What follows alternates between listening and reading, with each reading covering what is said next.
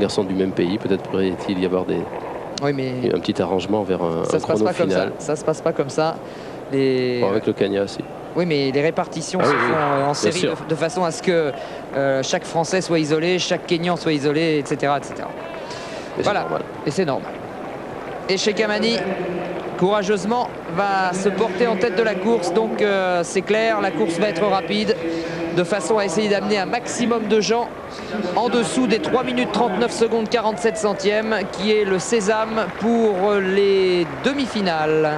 Viciosa, l'Espagnol, en tête, avec Abdelkader Sheikh Amani juste derrière. C'est très bien, pour l'instant pas de problème.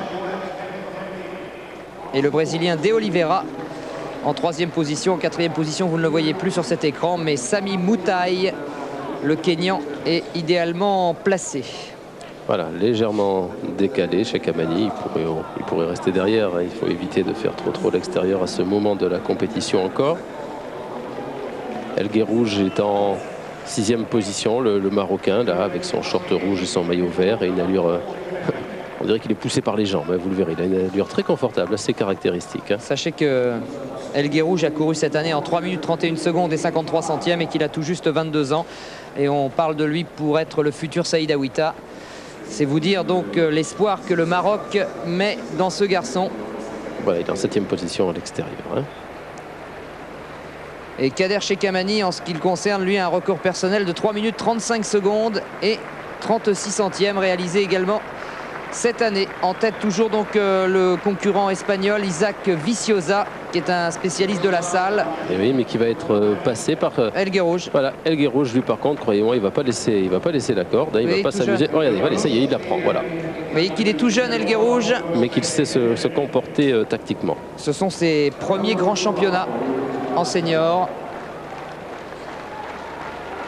Voilà, Sheikh Amani en 3e position.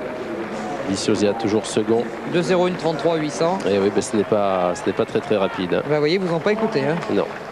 Chacun espère aussi aller plus loin et se dire bon, je ne vais pas me sacrifier, je ne vais pas me tuer, me qualifier certes, mais me donner aucune chance ensuite pour aller plus loin. Et oui, donc ça veut dire qu'ils ont tous des ambitions. Alors Kader Sheikh Amani toujours bien placé à l'extérieur. Vous avez vu le Russe Chabounin, très dangereux, qui va se mettre à hauteur du Kenyan Mutai et qui va peut-être relancer maintenant. Voilà, Chabounin va se placer en 2e position juste derrière Hicham El Guerrouj, alors que Sheikh Amani essaye de passer entre les deux. Il est un peu tassé là par Chabounin au moment où on aborde les 400 derniers mètres.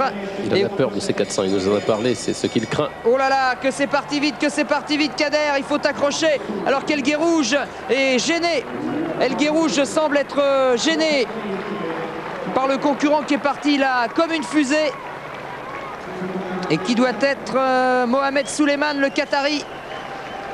Oh oui, Souleymane, c'est un finisseur terrible, on le connaît sur 1500 mètres. Ce n'est pas une surprise, il remonte Sheikh Amani. Court bien pour l'instant Sheikh Amani, il est en 4e position. Souleymane, El Guerrouj, Chabounin, Sheikh Amani, mais il y a danger. Sheikh Amani derrière Sheikh Amani, il y a l'Américain Harrington qui va essayer de revenir. Kader Sheikh Amani à fond va assurer sa place, c'est un tiercé plein pour les Français.